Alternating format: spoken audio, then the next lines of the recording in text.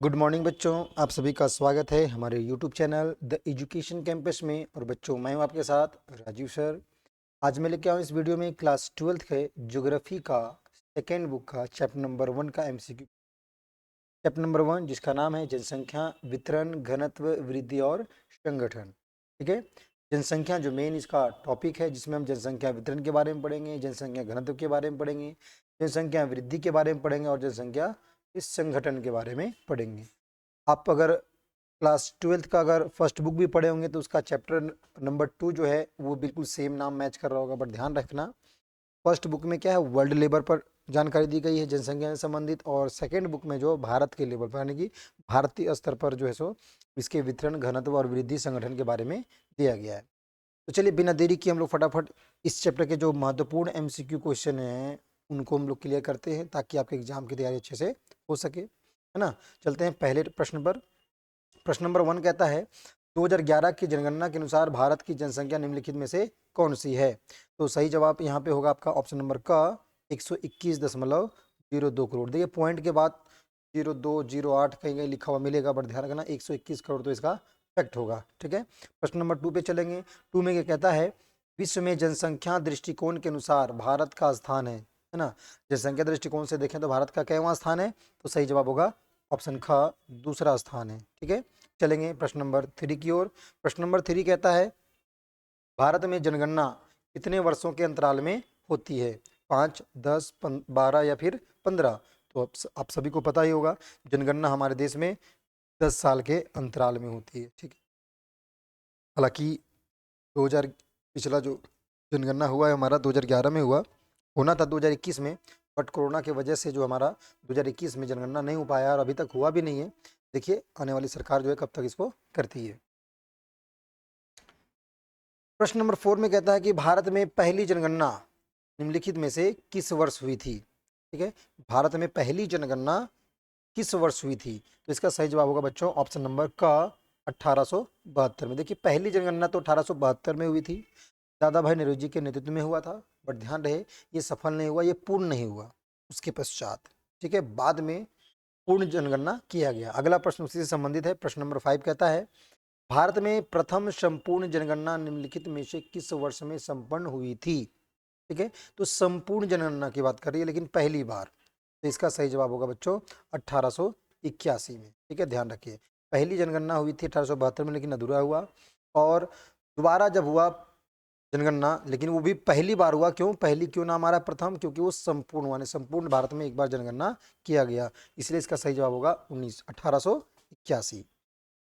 प्रश्न नंबर 6 कहता है, भारत में पहली आधिकारिक जनगणना निम्नलिखित में से किस वर्ष में हुई थी। आधिकारिक जनगणना की बात कर रहा है, आधिकारिक जनगणना, इसका सही जवाब होगा ऑप्शन नंबर का 1951 में। प्रश्न नंबर 7 जो बड़ा ही इंपॉर्टेंट है, यहाँ पर सवाल पूछा जाता है कि निम्नलिखित में से सर्वाधिक जनसंख्या वाला राज्य, ठीक है, सबसे अधिक जनसंख्या वाला राज्य कौन सा है, तो इसका सही जवाब होगा ऑप्शन का उत्तर प्रदेश। प्रश्न नंबर 8 की ओर चलेंगे। 8 में कहता है, निम्नलिखित राज्यों में से किस एक में जनसंख्या का घनत्व सर्वाधिक है। ठीक है ना, किस एक राज्य में जनसंख्या का घनत्व सर्वाधिक है। तो देखिए यहाँ पे बोला सर्वाधिक जनसंख्या वाला राज्य, और यहाँ इस क्वेश्चन में पूछा जा रहा है जनसंख्या का घनत्व सर्वाधिक है। देखिए सर्वाधिक जनसंख्या घनत्व वाला राज्य जो है वो आपका नंबर 1 पर आता है बिहार। ठीक है, ध्यान रखेंगे। प्रश्न नंबर 9 पे चलेंगे। 9 के में लिखा हुआ है कि 2011 के जनगणना के अनुसार भारत में जनसंख्या घनत्व निम्नलिखित में से कितना था।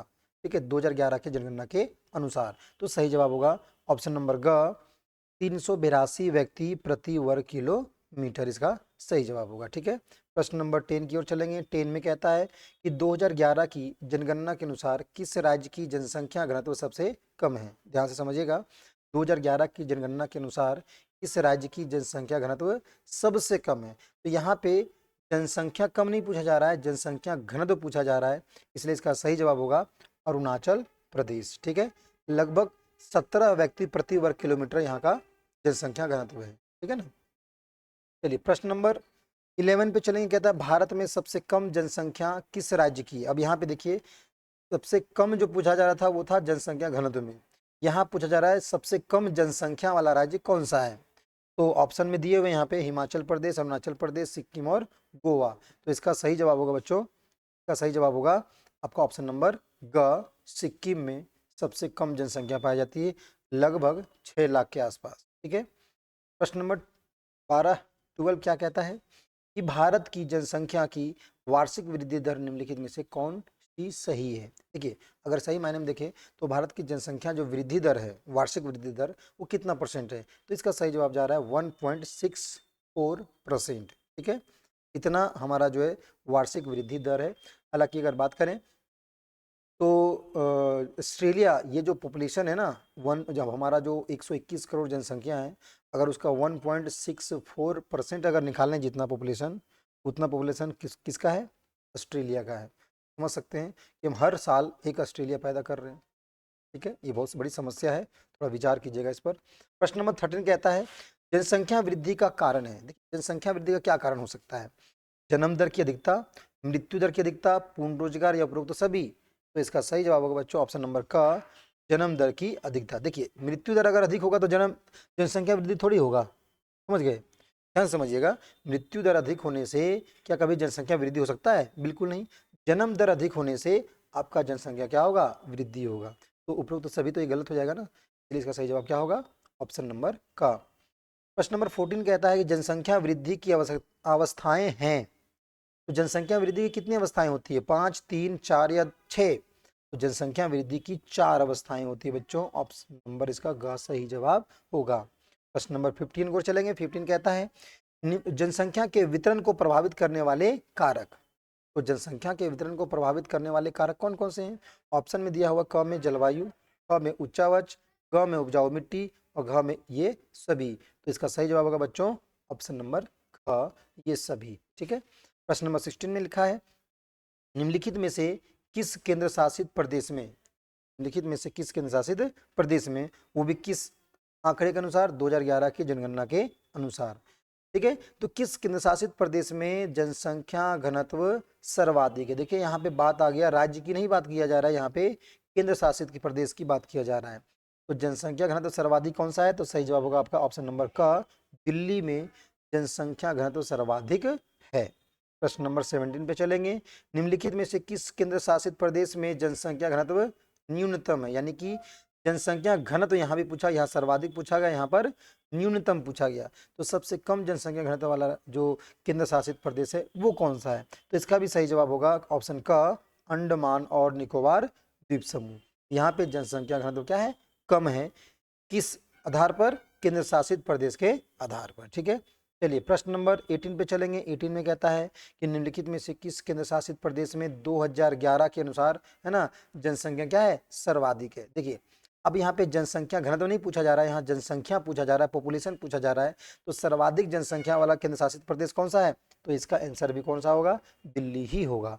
देखिए, जनसंख्या घनत्व वाला केंद्र शासित प्रदेश बोले या सर्वाधिक जनसंख्या वाला पूछे, तो दोनों में क्या होगा, दिल्ली ही होगा। बट ध्यान रहे, जनसंख्या घनत्व में सबसे कम वाला जो अगर केंद्र शासित प्रदेश की बात करें तो आपका अंडमान निकोबार द्वीप समूह होगा। प्रश्न नंबर 19 में लिखा है कि निम्नलिखित में से किस केंद्र शासित प्रदेश में जनसंख्या न्यूनतम है, यानी सबसे कम जनसंख्या पाई जाती है, तो वह कौन सा केंद्र शासित प्रदेश है, तो इसका सही जवाब होगा बच्चों ऑप्शन का, लक्षद्वीप। ठीक है, लक्षद्वीप में जनसंख्या क्या है, बहुत ही कम है, किसके तुलने में, केंद्र और सभी अन्य सभी केंद्र शासित प्रदेश के तुलने में। प्रश्न नंबर 20 की ओर बढ़ेंगे। 20 में लिखा हुआ है भारत में राज्यों की कुल संख्या कितनी है। देखिए, इसका सही जवाब होगा, ऑप्शन देख लेते हैं पहले, 28, 30, 29 या 38। तो इसका सही जवाब होगा बच्चों 28 होगा। ठीक है ना, इसका सही जवाब क्या होगा, 28। भारत में राज्यों की कुल संख्या कितनी है, 28 है, ध्यान रखेंगे। चलिए प्रश्न नंबर 21 की ओर बढ़ेंगे। ठीक है, प्रश्न नंबर 21 की ओर चलेंगे। 21 में क्या कहता है कि भारत में कितने केंद्र शासित प्रदेश है। ठीक है, भारत में कितने केंद्र शासित प्रदेश है, ऑप्शन दिए हुए 8, 4, 7 या 5। तो सही जवाब होगा ऑप्शन का, 8 केंद्र शासित प्रदेश है। 22वां में लिखा है लद्दाख है। लद्दाख क्या एक राज्य है, केंद्र शासित प्रदेश है, स्वायत्त प्रदेश है, या इनमें से कोई नहीं, तो सही जवाब होगा ऑप्शन ख, केंद्र शासित प्रदेश है।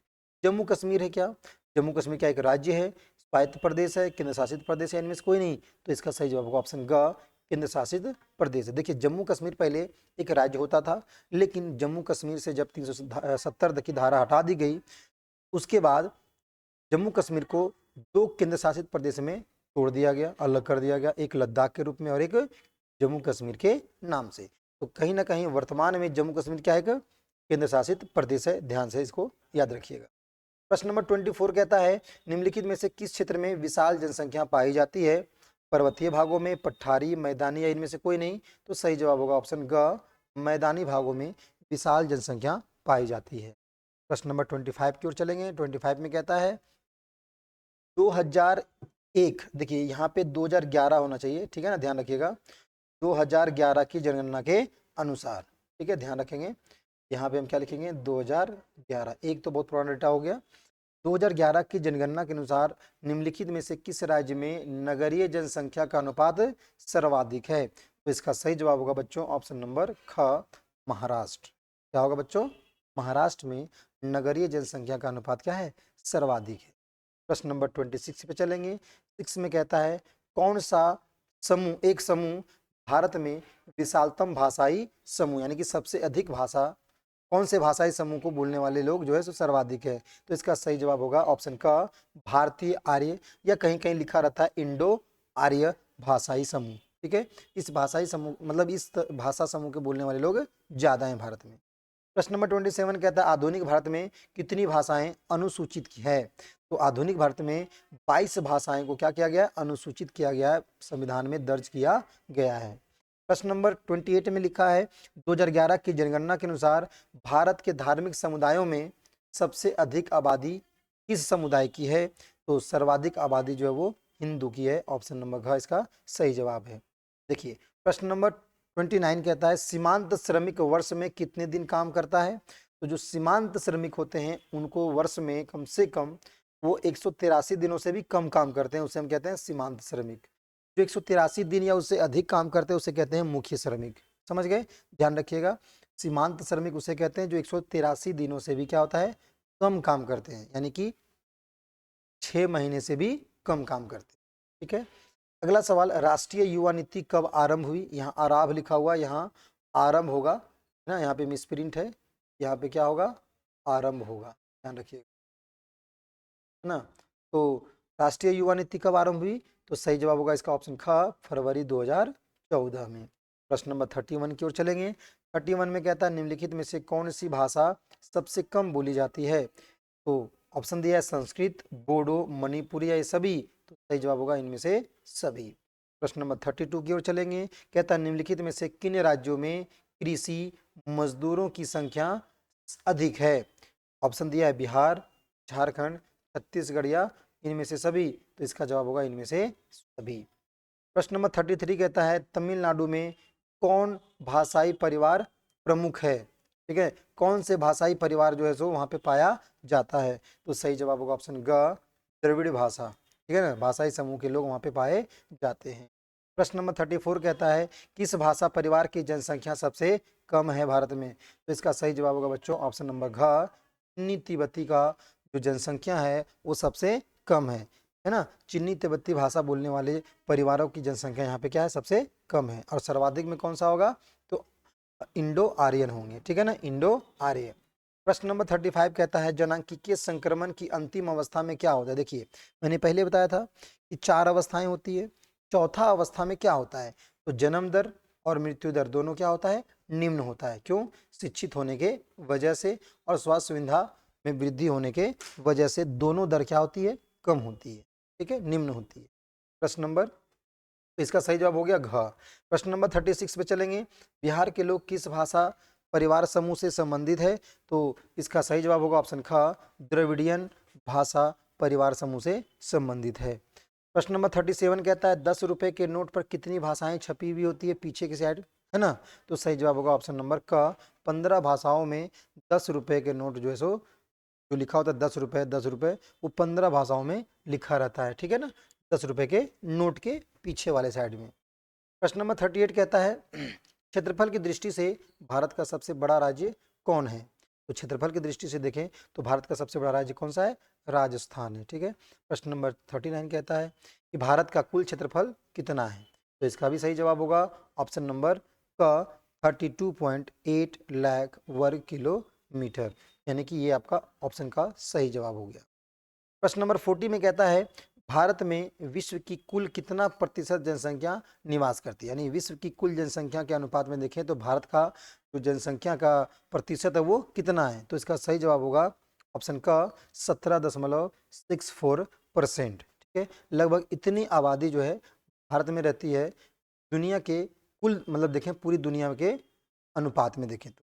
ठीक है, तो चैप्टर नंबर 1 से आपका 40 क्वेश्चन मैंने आपको क्लियर करवा दिया, और अगर आप इसको अच्छे से पढ़ लेते हैं, सुन लेते हैं, अच्छे से समझ लेते हैं, तो गारंटी है कि इस चैप्टर से आपका एक भी क्वेश्चन छूटने वाला नहीं है। ठीक है, तो उम्मीद करता हूँ यह वीडियो आपको अच्छा लगा हो। अगर हमारा वीडियो अच्छा लगा हो तो हमारे वीडियो को लाइक करें, साथ ही साथ कमेंट करें, और अपने दोस्तों के साथ इस वीडियो को जरूर शेयर करें ताकि वो भी अपने एग्ज़ाम की तैयारी अच्छे से कर सके। मिलेंगे नेक्स्ट वीडियो में एक नए चैप्टर के साथ, तब तक मन लगाकर पढ़ते रहिए और एग्ज़ाम की तैयारी करते रहिए।